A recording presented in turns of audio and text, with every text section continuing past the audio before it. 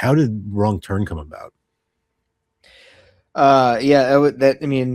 So yeah, after Domestics, it was, I pitched it for a bunch of other things and wasn't getting anything, and um, some dark days, figuring out where the next paycheck was going to come. Do I need to find myself another job so I can actually like still do this?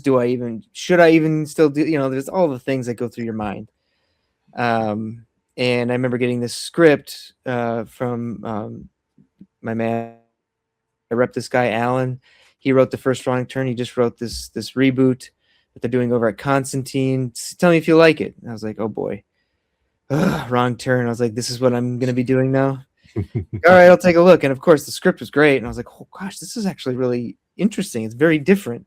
Was not expecting this. And I had pitched two different movies at Constantine. One was this horror slasher thing that I'm actually getting made now, Awesome. finally. And this other thing was this shark movie in which all these like all these athletes from around the world get kidnapped and they get put in a pool, like an atoll, and they have to Awesome. survive a huge shark, That's by this like awesome. psychopathic billionaire or whatever. We pitched that movie everywhere, nobody bought it, but like Constantine was really, they weren't into the movie, but they were into me. Like Mhm. Robert Kulzer was kind of like intrigued by the way that I pitched this shark movie, and so then when they reached out to Robert and they said, "Yeah, Mike Nelson is interested." And he said, "Mike Nelson, like the guy who pitched me that weird shark movie," and they're like, "Yes," and he goes, "Okay, I want to hear his take." And so I pitched it to him, and uh, he really liked what he heard, and then I got on a phone call with him and took him through more of my ideas and stuff like that. And he was like, "We want you." So then we developed it over the course of like, would have been like a year. And, with a movie, you never know if it's actually going to get made. And at times it felt like it was, and then it wasn't, and then it was. Until then finally we got James Harris on the project, who had done, 47 meters down. Um, and he really responded to the script, and he took it off, and he was just like, boom, here's how we can do it. We can make it for this much. We can shoot it here. Great incentives. Like, he had the plan, and then we were off. Like, we were gonna shoot this thing in southern Ohio, and which was the only Wrong Turn movie shot in America. Like, on the actual foothills of the Appalachians. Like, all the other ones were either Canada or overseas. That was really important to me. I was like, we got to do this in Appalachian country. Like, let's actually do this. And sure enough, like, Ohio, southeastern Ohio is right on the foothills coming off of West Virginia.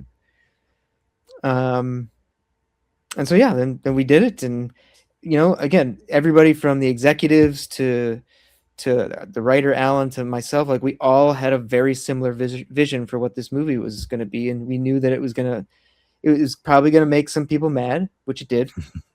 Because it wasn't, just blood, guts, and boobs, um, and we were gonna switch it up a little bit, and we all knew that. Like, so nobody was like, like, let's switch it to this. Like, we stayed the course, and we all made the movie together, and we were all really proud of it at the end of the day.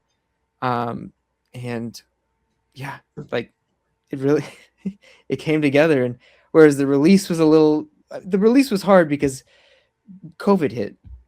Yeah. And COVID hit, like, when we had just locked the edit, and then like a week later, COVID hit and completely derailed our plans for like finishing the movie, like all the mixing and all that stuff, and then the release, because that was a movie that was actually planned to be a wider theatrical release, and because of COVID and because of the theaters shut down, they decided to do a Fathom event instead, which is only release it for like a weekend and see how it does. And it did so well, and it sold out, that they added another day, and then another day, and then another weekend. And eventually, because there were so few movies being made and released, theaters were asking for the print. And so the movie actually screened from February into April all over the country. And whereas it maybe wasn't a huge theatrical spill, like maybe a few hundred screens as opposed to, 1,000 or 1,500, it did really well, and of course Constantine was elated. Lionsgate was ecstatic because they had picked up this movie that now what are we gonna do? Like now that COVID happened, and it was a thing. But we did it, we made it, and it reached a lot of people. And I think it's so funny because more and more, whereas at the time I got a lot of hate mail for it, and even death threats at the time.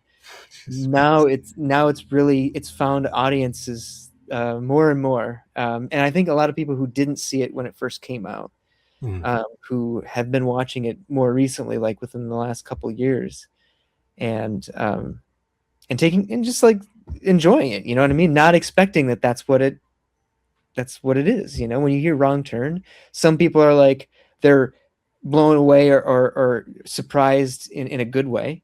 And some people are like, this is not what I signed up for. You completely like ruined the series and blah, blah, blah. It's like, you can't make everybody happy, dude. Like, but for me as a filmmaker, I'm going to go in, I got to tell a story that like I care about.